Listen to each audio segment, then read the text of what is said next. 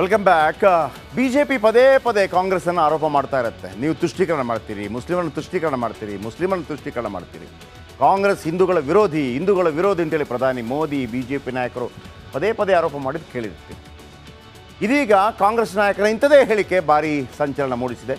ತಮ್ಮ ಪಕ್ಷದ ಗೆಲುವಿಗೆ ಹಿಂದೂಗಳ ಮತಗಳು ಅಗತ್ಯವಿಲ್ಲ ಅಂತೇಳಿ ಸ್ವತಃ ಹಿಂದೂ ಆಗಿರುವ ತುಮ್ಮಲ ನಾಗೇಶ್ವರ ರಾವ್ ನೀಡಿರುವಂಥ ವಿವಾದದ ಹೇಳಿಕೆ ಇದೀಗ ಭಾರಿ ಸಂಚಲನಕ್ಕೆ ಕಾರಣವಾಗಿದೆ.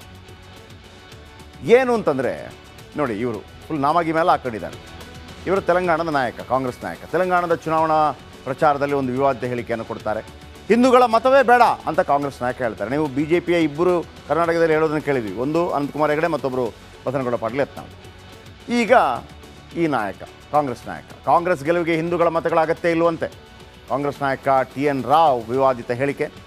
ತುಮ್ಮಲ ನಾರಾಯಣ್ ರಾವ್ ಮಾತಿನಿಂದ ಕೈಗೆ ಇದೀಗ ನುಂಗಲಾರದ ಬಿಸಿ ತುಪ್ಪ. ಕಾಂಗ್ರೆಸ್ ಎಂದರೆ ಮುಸಲ್ಮಾನರಿಗಾಗಿರುವ ಪಾರ್ಟಿ. ಕಾಂಗ್ರೆಸ್ ಮುಸ್ಲಿಮರಿಂದಲೇ ಬೆಳೆದಿರುವ ಪಾರ್ಟಿ. ಮುಸ್ಲಿಮರು ಇಲ್ಲ ಅಂದರೆ ಕಾಂಗ್ರೆಸ್ ಅಧಿಕಾರಕ್ಕೆ ಬರಲ್ಲ. ಮುಂದೆ ಕಾಂಗ್ರೆಸ್ ಅಧಿಕಾರಕ್ಕೆ ಬಂದರೂ ಮುಸ್ಲಿಮರೇ ಕಾರಣ. ಮುಸ್ಲಿಮರು ಹೆಚ್ಚಿರುವ ಕಡೆಯಲ್ಲೆಲ್ಲ ಕಾಂಗ್ರೆಸ್ ಗೆಲ್ತಾ ಇದೆ. ಕಾಂಗ್ರೆಸ್ ನಾಯಕ TN ರಾವ್ ವಿವಾದಿತ ಹೇಳಿಕೆಯನ್ನು ಕೊಟ್ಟಿದ್ದಾರೆ. ಈಗ ಇವರು ಏನು ಹೇಳ್ತಾ ಇದ್ರೋ BJP ಅವರು, ನೋಡಿ ನೀವು ಮುಸ್ಲಿಮರಿಗಾಗಿ ಮುಸ್ಲಿಮರ ಪರವಾಗಿ ಮಾತಾಡ್ತೀರಿ ಅಂತೇಳಿ ಅದೇ ಹೇಳಿಕೆಯನ್ನು ಕೊಟ್ಟಿದ್ದಾರೆ. ಓಕೆ, ಮತ್ತೊಂದು ಕಡೆ ನಮಸ್ಕಾರ, ಕರ್ನಾಟಕ ಪ್ರೈಮ್ ಟೈಮ್ಗೆ ಸ್ವಾಗತ. ನಾನು ಜಯಪ್ರಕಾಶ್ ಶೆಟ್ಟಿ. ಇಡೀ ಕರ್ನಾಡು ಇವತ್ತು ರೆಬೆಲ್ ಆಗಿ ನಿಂತಿದೆ.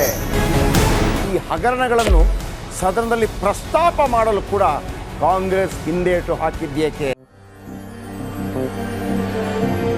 ನನ್ನ ನೆಲದ ಭಾಷೆಯು ದೂರ ಬಲು ದೂರ, ಈ ಮನಕಂತೂ ದಾರಿ ತೋರುತ್ತಿದೆ.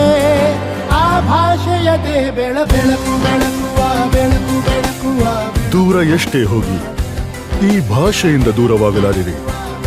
ವಿಮಲ್, ನಮ್ಮ ಭಾಷೆ ಕೇಸರಿ.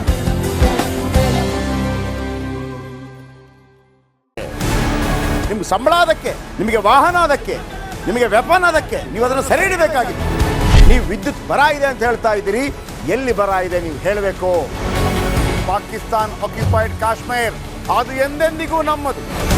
40 ಮೆಷಿನ್ಗಳು ತಂದಿತ್ತು ನೋಟ್ ಎಣಿಸುವುದಕ್ಕೆ, ಅದೇ ಹಾಳಾಗಿದೆ. ಮಥುರಾದ ಗಲಾಟೆ ಇದೆಯಲ್ಲ, ಅದು ಸ್ಥಳೀಯವಾಗಿ ಕೂತು ಪರಿಹರಿಸಬಹುದಾದಂಥ ಕಾನೂನಿದೆ. ಗ್ಯಾರಂಟಿ ಯೋಜನೆಯಿಂದ ನಷ್ಟ ಆಗಿದೆ, ಲಾಭ ಆಗಿದೆ, ದಯವಿಟ್ಟು ಹೇಳಿ.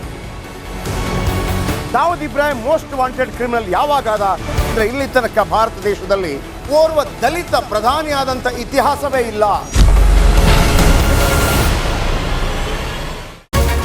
ರಿಪಬ್ಲಿಕ್ ವರ್ಲ್ಡ್ ಆಪ್ ಇದು ಕೇವಲ ಅಪ್ಲಿಕೇಶನ್ ಅಲ್ಲ, ಸಮಗ್ರ ಸುದ್ದಿಗಳ ಸಂಪರ್ಕ ಮಾರ್ಗಕ್ಕೆ ಕ್ರಾಂತಿಕಾರಿ ಬದಲಾವಣೆ.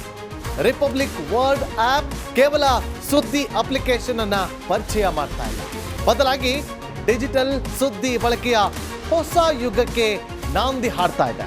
ಇದೊಂದು ಬ್ರೇಕಿಂಗ್ ನ್ಯೂಸ್, ಪ್ರಭಾವಶಾಲಿ ಕಾರ್ಯಕ್ರಮಗಳಿಗೆ ಗಟ್ಟಿಯಾದ ವೇದಿಕೆ. ರಿಪಬ್ಲಿಕ್ ವರ್ಲ್ಡ್ ಅಪ್ಲಿಕೇಶನ್ ಈಗ ಲೈವ್ ಆಗಿದೆ.